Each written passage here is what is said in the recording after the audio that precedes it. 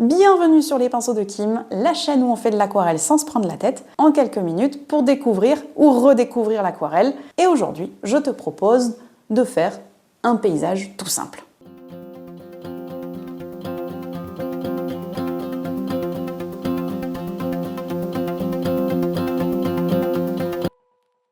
Allez, c'est parti. Donc je prends un pinceau à la vie, donc là c'est mon Escoda numéro 10.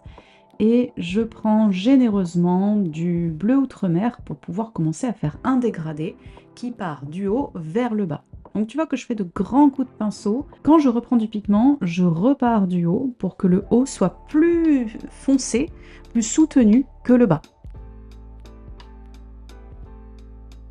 Donc tu vois que j'ai un jus assez fluide, hein. C'est un pinceau qui garde bien l'eau. Si j'ai besoin d'étirer un petit peu plus le pigment, je n'hésite pas à reprendre un petit peu d'eau.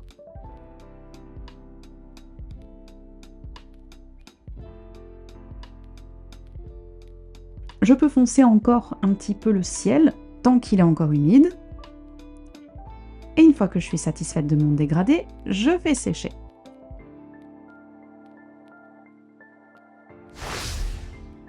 Ok, donc maintenant que j'ai fait sécher, je peux reprendre mon pinceau à la vie.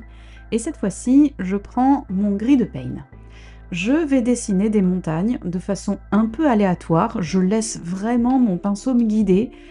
Et je trace de la pointe de mon pinceau avec un pinceau tenu bien à la verticale, mes montagnes, mes crêtes en tout cas.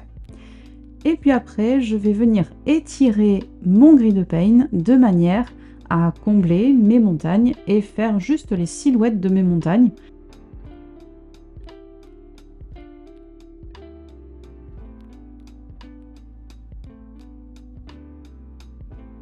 Pour cette version débutant, je fais quelque chose de très lisse, mais n'hésite pas à mettre de la texture si jamais tu es un peu plus à l'aise.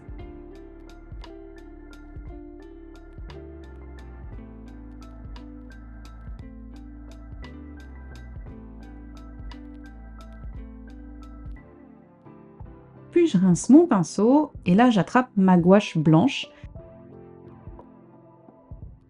et un pinceau de précision. Tu peux aussi utiliser un pinceau rond pour ce que je vais te montrer.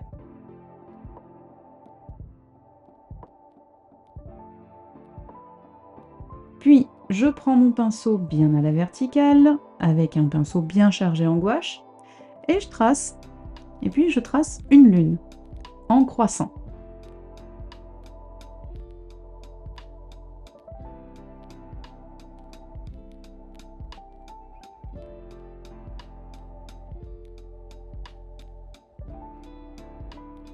Et à des endroits complètement aléatoires, je fais des petites étoiles. Alors selon la taille de ton pinceau, selon s'il est plus ou moins chargé, tes étoiles vont être un petit peu plus grosses, plus petites.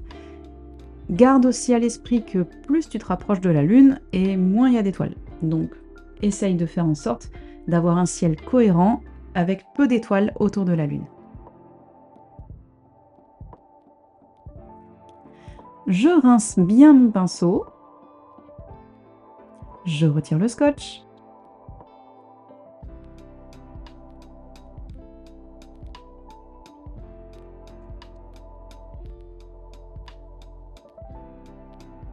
J'écris 5 minutes d'hiver.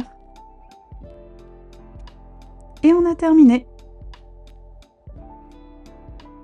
Alors qu'est-ce que je t'ai montré avec ce paysage? On a fait une petite révision sur les dégradés. Tu vois que pour le ciel, on a commencé par faire un dégradé qui partait d'un bleu un peu plus intense sur le haut vers un bleu beaucoup plus dilué sur le bas. Ensuite, on a fait un lavis avec des formes un peu organiques pour faire des montagnes et je t'ai montré que oui, tu avais le droit d'utiliser de la gouache pour tes aquarelles. Tu as tout à fait le droit d'utiliser du blanc papier si tu le souhaites, mais si tu n'es pas encore assez à l'aise pour utiliser du blanc papier, eh bien je t'invite à utiliser de la gouache ou pourquoi pas des feutres acryliques pour ne citer que ces exemples. T'en as le droit, c'est de l'art créatif, tu peux tout à fait mixer différentes techniques. C'est pas interdit. Je sais que beaucoup d'aquarellistes jurent uniquement par le blanc papier, mais j'ai pas spécialement envie de t'encourager systématiquement à faire du blanc papier parce que je sais très bien que si tu es sur cette chaîne, c'est que tu n'as pas spécialement envie de faire quelque chose d'hyper académique. Tu as envie de te faire plaisir, tu as envie de t'amuser,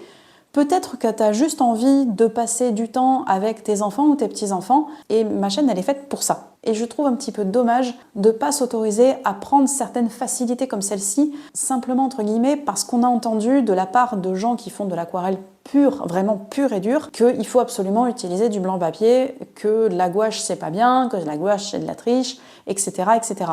Autorise-toi à tricher. Pourquoi tu n'aurais pas le droit? C'est pas parce que les grands aquarellistes te disent qu'il faut absolument utiliser du blanc papier pour faire de l'aquarelle, parce que sinon c'est pas de l'aquarelle. Ça m'embête ce genre de discours, parce que dans l'art créatif, il y a créatif. Et je trouve ça un petit peu dommage de s'imposer des règles qui sont parfois super dures, super strictes. Quand on fait de l'art pour se faire plaisir, bah justement, c'est pas pour se prendre la tête. Et c'est pas pour rien que je dis qu'ici, on fait de l'aquarelle sans se prendre la tête. Cela dit, je n'ai absolument rien contre les personnes qui font de l'aquarelle au sens pur du terme. Vous faites des choses absolument magnifiques, absolument sublimes. C'est juste que je trouve un petit peu dommage de prendre les gens de haut qui font pas comme nous, sous prétexte qu'on a la réponse avec un grand R. On est là pour s'amuser, on est là pour prendre plaisir à utiliser nos pinceaux, à créer des choses qui nous font plaisir et simplement poser le cerveau parce que, enfin, je veux dire, la vie est suffisamment compliquée comme ça. On peut se permettre d'utiliser des petits trucs comme ça, de la triche, quand on fait de la création, comme ça pour s'éclater. Même pour en vivre en fait. Bref, sur ces belles paroles, j'espère que cette vidéo t'a plu. Si c'est le cas, comme d'habitude, tu me le fais savoir avec un petit like. N'oublie pas de t'abonner pour rester informé des futures sorties de vidéos. Et en attendant le prochain tuto, je t'invite à aller jeter un petit coup d'œil à cette vidéo si jamais ça t'intéresse. Et puis en attendant, je te dis à demain pour un nouveau tuto. Porte-toi bien. Salut!